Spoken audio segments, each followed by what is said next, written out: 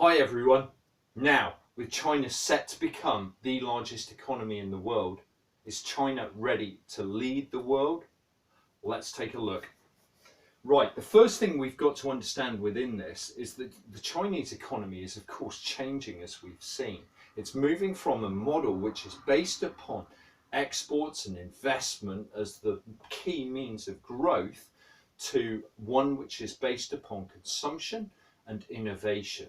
Now, we've seen that reforms are underway, but a lot of progress is slow. It's cautious. It's very, very cautious. It's very gradual in most respects. So this process is going to take time.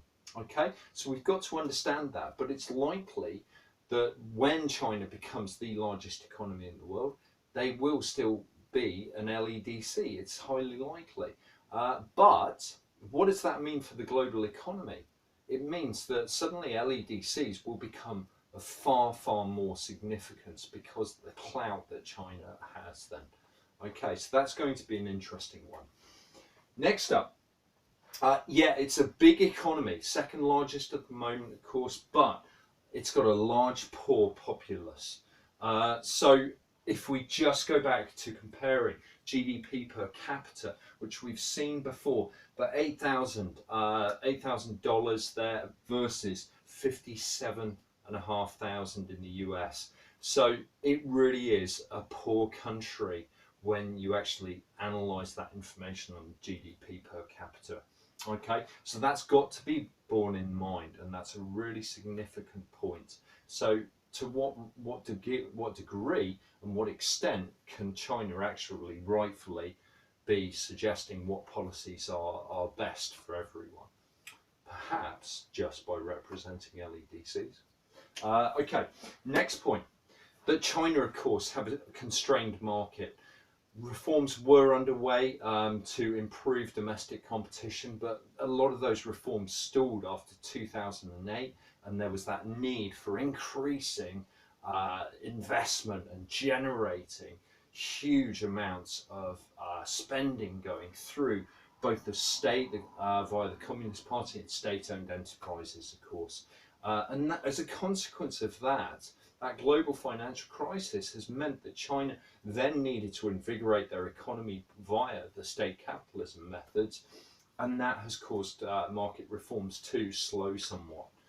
Okay, so that's another problem.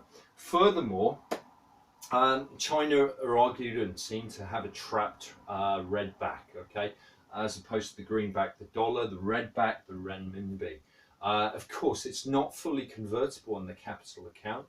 Hot money flows, capital flows, you know, it's not convertible for those.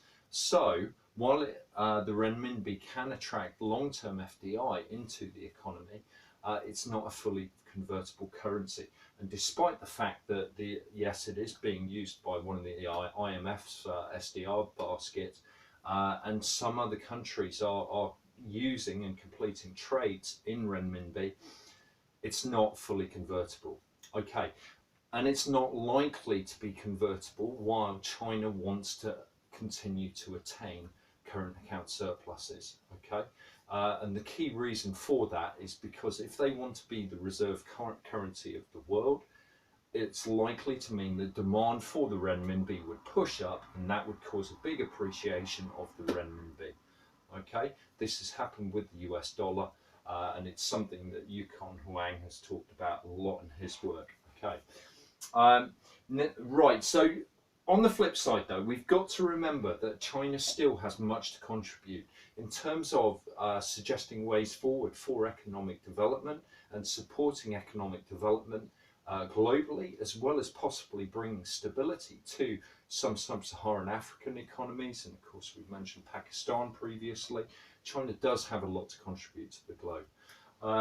Okay, furthermore, we've got a government who are leading market reforms, and these market reforms are, yes, gradually being implemented, but this means that they do have information, they do have all sorts of understandings exactly what works when it comes to transition, perhaps China could actually use that to help open up other countries that remain quite closed.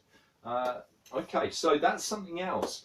Now, it's also important to understand what Xi Jinping has actually said, where he has claimed that no country should view its own development path as the only viable one, still less impose it on others. He doesn't think that actually this Chinese model should be imposed upon others, but nevertheless, there are certain things that China can help with in terms of specific reforms which may be appropriate to certain given countries.